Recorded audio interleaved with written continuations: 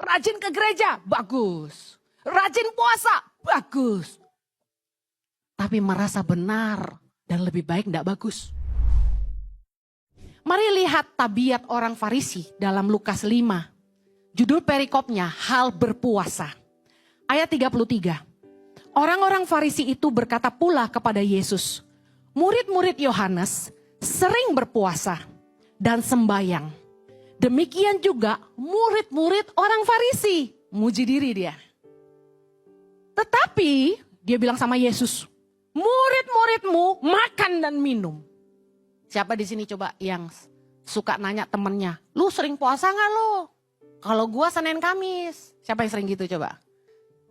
Siapa yang di sini merasa lebih benar karena sering puasa? Siapa di sini yang karena lebih kurus menghakimi yang lebih gendut? Halo? Hati-hati dengan kesombongan rohani, amin. Kita pikir dengan kita heboh banget ya secara rohani, baca Alkitab rajin, hafal ayat banyak, rajin ke gereja, bagus. Rajin puasa, bagus. Tapi merasa benar dan lebih baik tidak bagus. Jawab Yesus kepada mereka, dapatkah sahabat mempelai laki-laki disuruh berpuasa, sedang mempelai itu bersama mereka? Tetapi akan datang waktunya apabila mempelai itu diambil dari mereka, pada waktu itulah mereka akan berpuasa.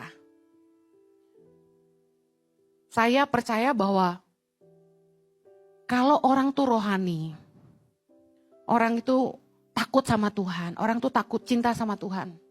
Dia enggak perlu koar-koar. Aku itu rajin loh puasa. Aku itu sembayang loh jam 4. Aku itu baca Alkitab sehari 10 pasal. Norak. Bilang kanan kirimu jangan norak. Saya pernah cerita, ada orang nanya sama saya, Bu Heni, ibu kalau saat teduh jam berapa? Saya pandang dia dengan tatapan aneh. Saya bilang ini mau tahu aja lu. Suka-suka gua mau jam berapa. Bener gak? Emang Anda mau menghakimi saya kalau saya bilang saya mau bangun, mau saat teduh malam atau siang? Kan urusan saya sama Tuhan. Kita gak perlu saling menghakimi. Amen. Seringkali gini. Untuk memuji diri sendiri. Orang membicarakan kekurangan orang lain. Contohnya gini. Wah, kalau di gereja ICI, kalian itu wajib mendaftarkan diri sebagai jemaat Impact Family.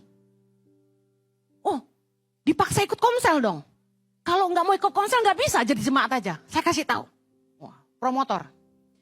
Kalau Anda mendaftar jadi jemaat Impact Family, Anda akan diperhatikan. Anda akan diurus. Contoh, ketika Anda sakit. Kalau Anda di seputaran Jakarta, bahkan di luar Indonesia yang kita punya leader-leader, Anda akan langsung dikunjungi. Anda akan didoakan. Gercep banget tim kita. Saya bangga. Bahkan, kalau Anda tiba-tiba dilanda kemalangan, tim ICI datang membantu jemaat-jemaat Impact Family. Ada yang tiba-tiba orang tuanya meninggal dan gak punya gereja. Dan butuh dilayani kedukaan. Kalau Anda jemaat Impact Family, tim ICI langsung cepat melayani. Maaf ya, kalau nikah kan harus bayar PK tuh. Untuk pendetanya yang berkati, untuk worship leader, pemain musik. Itu ada pasti ditulis. Tapi kalau meninggal, pelayanan di rumah duka, gak mungkin disodorin sama gereja. Jangan lupa ya PK-nya, gak ada. Syukur-syukur yang dilayani ingat dan memberkati yang melayani. Tapi kalau sampai enggak ICI yang bayar. Bimbingan pranikah di gereja ICI bagi jemaat Impact Family. Enggak ada biaya. Sementara gereja ICI itu kasih PK, persembahan kasih. Untuk setiap pengajar-pengajar BPN, bimbingan pranikah. Anda enggak pernah tahu kan? Gitu. Itulah kelebihan ICI. Wah, song bener ya. Tapi perhatikan ini real. Tidak akan terdengar lebih kalau kita tidak ngomongin gereja lain yang tidak lakukan seperti kita lakukan, bukan? Disinilah kita sering terjebak, kita jelekin orang lain.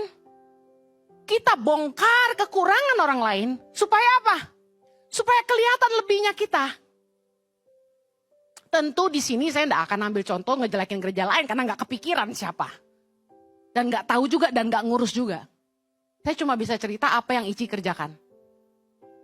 Tapi yang terjadi di hidup kita, seringkali sebenarnya kita mau muji diri sendiri. Tapi yang kita bicarakan kekurangan orang lain.